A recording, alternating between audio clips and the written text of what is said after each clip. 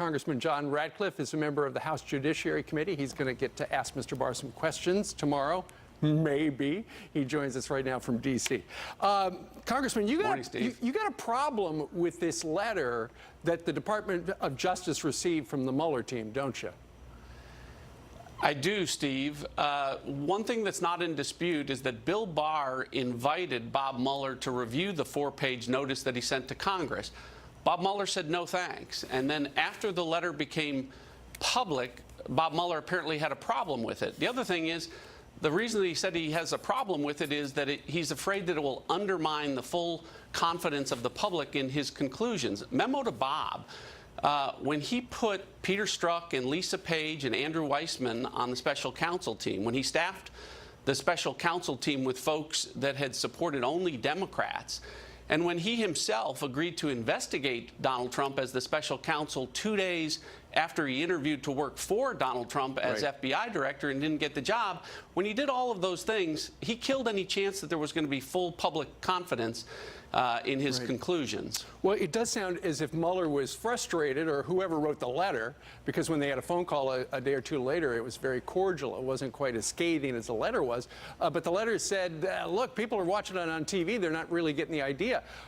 When they had the phone call, Congressman, apparently Mr. Barr said, was my memo inaccurate?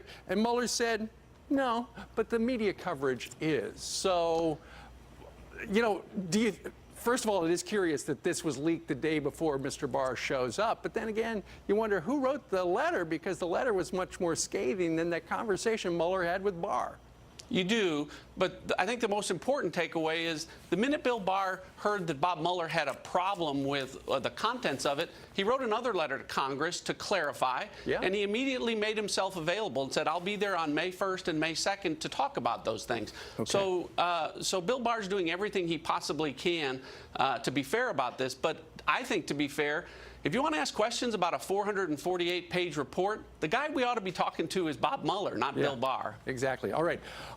When you get, you know, if he does, Mr. Barr, appear before the House tomorrow, and I know that's kind of in dispute right now because they the Democrats want to bring in lawyers to query him, there's a good possibility that the Republicans are going to talk about what something Mr. Barr said, and that was spying did occur.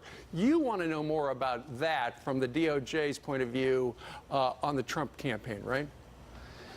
I do. As Bill Barr said, spying did occur. Bob Mueller found that there was no collusion, there was no conspiracy. Doesn't mean that there couldn't be a proper predicate to look for it or probable cause. But, Steve, if the probable cause was the Steele dossier, a fake, phony dossier, if that was the basis of the probable cause, then there are a lot of folks at the FBI and the Department of Justice that will have some explaining to do. So Bill Barr's going to get a lot of questions about what other evidence there was at the basis of this surveillance of the Trump campaign. All right. Well, Mr. Barr will appear before the Senate today at 10 o'clock. Folks can see it live right here on Fox. Texas Congressman John Ratcliffe, thank you very much, sir, for joining us live.